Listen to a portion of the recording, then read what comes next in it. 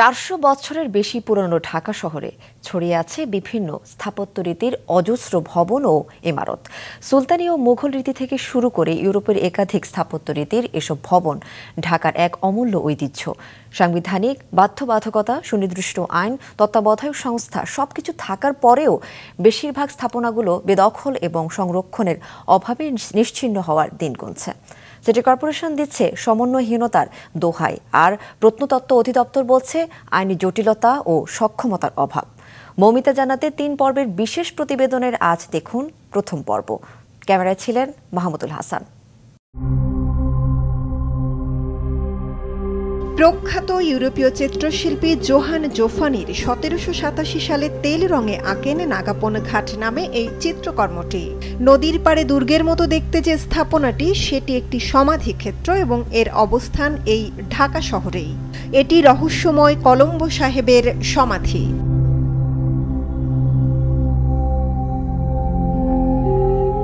নারিন্দারওয়ারিতে মুঘল আমলে নির্মিত 400 বছরের পুরনো দেশের সবচেয়ে বড় খ্রিস্টান কবরস্থানে এর অবস্থান। এখানে আরও শায়িত আছেন পর্তুগিজ, ডাচ, ফরাসি, আর্মেনিয়ান, গ্রিক, চীনা, ইংরেজ বণিক এবং ধর্মপ্রচারে আসা মিশরীয় পর্যটক থেকে শুরু করে সিপাহী বিদ্রোহে নিহত সৈনিকেরা। কবরস্থানের 6 ধরনের সমাধির মধ্যে সবচেয়ে প্রাচীন কবরটি জোসেফ পেজেটের, অন্যটি কলম্বো সাহেবের। ইতিহাসবিদেরা কলম্বো সাহেবের পরিচয় উদ্ধার করতে না পারলেও অপার বিস্ময়ে দেখেন এর নির্মাণ শৈলী। 1724 সালে নির্মিত মোঘল ডোরিক ও আয়ন কলামের এই স্থাপত্য রীতি এক দুর্লভ প্রত্নতাত্ত্বিক নিদর্শন। ঐতিহ্যের অতি মূল্যবান এই সম্পদ বর্তমানে ভগ্নস্তূপ ছাড়া কিছুই নয়। ঝড় বৃষ্টি রোদে প্রতিদিনই খসে পড়ছে এর বিভিন্ন অংশ। চুরি হয়ে গেছে সমাধির ভেতর থেকে দামি পাথরের বেশ কিছু এপিটাফও। অথচ রাজুকের ঐতিহ্যবাহী ভবনের তালিকায় পুরো কবরস্থানটি এবং 1909 সাল থেকে প্রত্নতত্ত্ব অধিদপ্তরের সংরক্ষিত স্থাপনার তালিকায় রয়েছে কলম্বো সাহেব ও পেজেটের সমাধি দুটি। প্রত্নস্থাপনার প্রতি আগ্রহী পুরান ঢাকার শিক্ষার্থী হিমেল প্রায়ই আসেন স্থানটি পরিদর্শনে। ব্রিটিশদের একটা পার্ট আছে, আর্মেনিয়ানদের একটা পার্ট আছে, পর্তুগিজদের একটা পার্ট আছে। তো সেই জায়গা থেকে আমরা 3টা কমিউনিটির ইনফরমেশন এই কবরস্থান থেকে পাচ্ছি। যত দিন যাচ্ছে এটা আসলে ড্যামেজ হচ্ছে এবং রিসেন্টলি গিয়ে ঝড়ের ভিতরে এটার 2টা কলাম ভেঙে পড়ে। 19 শতকের প্রথমার্ধে ইউরোপীয় শিল্পীর হাতে আঁকা এই ছবিতে বুড়িগঙ্গার কোল ঘেঁষে গড়ে ওঠা সুউচ্চ ভবনটি আর্মেনিয়ান জমিদার আরাতুনের।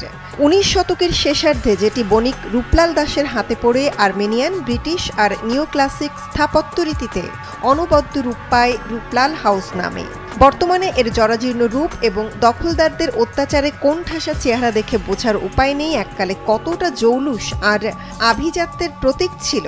50টি কক্ষ, ডোরিক কলাম, মধ্যখানে একটি কোর্টইয়ার্ড, কাঠের সিঁড়ি, মনোমুগ্ধকর আর্চ ও রেলিং বিশিষ্ট ইংরেজি ই অক্ষর আকৃতির সুরম্য অট্টালিকাটি। ওস্তাদ আলাউদ্দিন খান, ওস্তাদ ওয়ালিউল্লাহ খান সহ দক্ষিণ এশিয়ার সেরা সব সঙ্গীত ও নৃত্যশিল্পীদের সুর, তাল ও মুজরার ঝংকারে স্বপ্নপুরীতে পরিণত হতো এর জলসাঘর। সূত্রাপুরের শ্যামবাজার মোড়ে রাজুক ও প্রত্নতত্ত্ব অধিদপ্তরের সংরক্ষণের তালিকায় থাকা রূপলাল হাউস বর্তমানে ব্যক্তি মালিকানাধীন নূরজাহান হাউস এবং মশলা পানের আড়ত সরকারি একটি সংস্থার বসবাসের কোয়ার্টার জামাল হাউস নামে 2টি অংশে বিভক্ত। সামনের পুরো অংশটুকুই চলে গেছে পেঁয়াজ, রসুন ও মশলার আড়তদারদের দখলে। 2018 সালে রাজুকের অনুমতি নিয়েই এখানে শুরু হয়েছিল 8তলা ভবনের নির্মাণ, যেটি পরবর্তীতে বন্ধ করা হয়। ওটা অনেক আগে সেল করে দেওয়া হয়েছে, এটা আমাদের মালিকানা, আমরা এটা বিক্রি করে দিয়েছি। তিনতলা একটা ভবন গড়ে তোলার চেষ্টা কোথায়? এখানটা। এটা সম্পর্কে আমার নলেজ নেই। কিন্তু আপনারা যে বিক্রি করেছিলেন এটা কি আপনারা গভর্নমেন্টকে জানিয়েছিলেন? না, আমার ব্যক্তি মালিকানা সম্পত্তি আমি বিক্রি করতে পারি। আমাদের গণপূর্ত মন্ত্রণালয় বুঝাই দিয়েছে, আমরা গণপূর্ত মন্ত্রণালয়কে আমরা ভাড়া দিই। সরকার যদি এখন আমার একটা বাড়ি আছে ঢাকা শহরে, সরকারের যদি দরকার হয় সেটা সরকার নিয়ে নিতে পারে, কিন্তু আমাকে তো ড্যামেজ দেবে।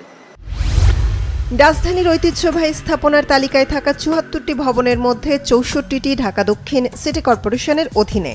অভিভাবক প্রতিষ্ঠান হিসেবে সেগুলোর সংরক্ষণ ও রক্ষণাবেক্ষণের দায়িত্ব বর্তায় সিটি কর্পোরেশনের উপরেই। অথচ হাতে গোনা 2-1টা স্থাপনা ছাড়া বেশিরভাগই অযত্নে আর দখলদারদের দৌরাত্ম্যে নিশ্চিহ্ন হতে বসেছে। একটি পরিস্থিতি ছিল প্রতিষ্ঠানটির ঊর্ধ্বতন এই কর্মকর্তা বললেন, স্থাপনাগুলোর মালিকানা কিংবা আইনগত অধিকার তাদের হাতে নেই, তাই তারা সংরক্ষণে হাত দিতে পারছেন না। বেশ কয়েকটি এরকম স্থাপনা আছে, যদি বলি লালকুটি হাউস, ছোট কাটরা, বড় কাটরা, রূপলাল হাউস, এগুলো আপনি জানেন যে বিভিন্ন সংস্থায় কিন্তু এটির কাস্টোডিয়ান বা মালিকানা রয়েছে। তাদেরকে অনুরোধ করা হয়েছে লিখিতভাবে যে এটি ঢাকা দক্ষিণ সিটি কর্পোরেশনের কাছে হস্তান্তর করার জন্য, কিন্তু ঢাকা দক্ষিণ সিটি কর্পোরেশনের কাছে এগুলা সংশ্লিষ্ট সংস্থা, যদি বলি জেলা প্রশাসক, সংস্কৃতি বিষয়ক মন্ত্রণালয়, প্রত্নতত্ত্ব বিভাগ, তারপরে গণপূর্ত বিভাগ থেকে শুরু করে বিভিন্ন সংস্থাকে পত্র দেয়া হয়েছে, কিন্তু আমরা এখনো পর্যন্ত আনুষ্ঠানিকভাবে সেটি আমরা পাইনি। আমরা চাই যে আরও বড় বড় যেগুলো আছে সেগুলো ঢাকা দক্ষিণ সিটি কর্পোরেশনের কাছে হস্তান্তরিত হবে, তখন কাস্টোডিয়ান হিসাবে কিন্তু সে তার আরও বেশি কাজ করার সুযোগ থাকবে। তবে অসহযোগিতার কথা অস্বীকার করলো এগুলোর রক্ষণাবেক্ষণের মূল দায়িত্বে থাকা প্রত্নতত্ত্ব অধিদপ্তররা, কিন্তু প্রতিষ্ঠানটির ঢাকা বিভাগীয় প্রধান স্বীকার করলেন সমন্বয়হীনতার কথা, দোহাই দিলেন অর্থনৈতিক অক্ষমতা ও আইনি জটিলতার। আমার কাছে তো লিখিতভাবে রাজুক অথবা সিটি কর্পোরেশন এখনো পর্যন্ত কোনো ভবন ওনারা করতে চান, আমরা যেন সহায়তা প্রদান করি, সেটা তো কোনো লিখিত চিঠি আমার কাছে নাই। আমি একদম জোরের সাথে আপনাকে বলতে পারবো আমাদেরকে সকলের একসাথে বসা প্রয়োজন। এখন আপনি আমাকে প্রশ্ন করতে পারেন যে এতদিন বসেন নাই কেন? এখন যে ব্যবসায়ীরা আছেন তাদের তো পুনর্বাসনের ব্যবস্থাটা করতে হবে, এবং তারা তো ভূমিটা ছেড়ে দিতে রাজি হন না। মামলা চলছে কারো সাথে, তারা দাবি করছেন যে আমাদের কাগজপত্র আসছে। মহস্থানগড়, বাগেরহাট ৬০ গম্বুজ মসজিদ অথবা পাহাড়পুর বৌদ্ধবিহার, এগুলোর অধিগ্রহণই আমরা শেষ করতে পারিনি। এখানে আমাদের যত অর্থ প্রয়োজন তার তুলনায় হয়তো আমরা অনেক অল্প অর্থ সরকার বরাদ্দ দিতে পারছেন, আমরা ক্রমান্বয়ে করার চেষ্টা করছি।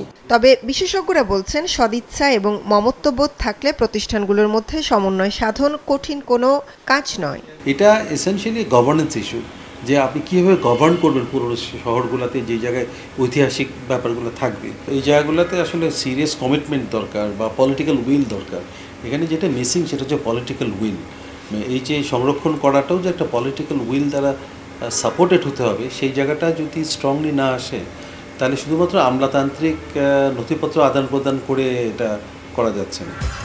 সুনির্দিষ্ট নীতিমালা, তত্ত্বাবধায়ক প্রতিষ্ঠান, সহযোগী সংস্থা, বিশেষায়িত কমিটি থাকার পরও দক্ষতা, সদিচ্ছা ও দায়িত্বশীলতার অভাবে বিলুপ্তির দিকে এগিয়ে যাচ্ছে রূপলাল হাউস, বড় কাটরা, ছোট কাটরা সহ তালিকাভুক্ত এবং তালিকার বাইরে থাকা অমূল্য পুরাকীর্তি সম্পদ। মৌমিতা জান্নাত, মাছরাঙা সংবাদ, ঢাকা।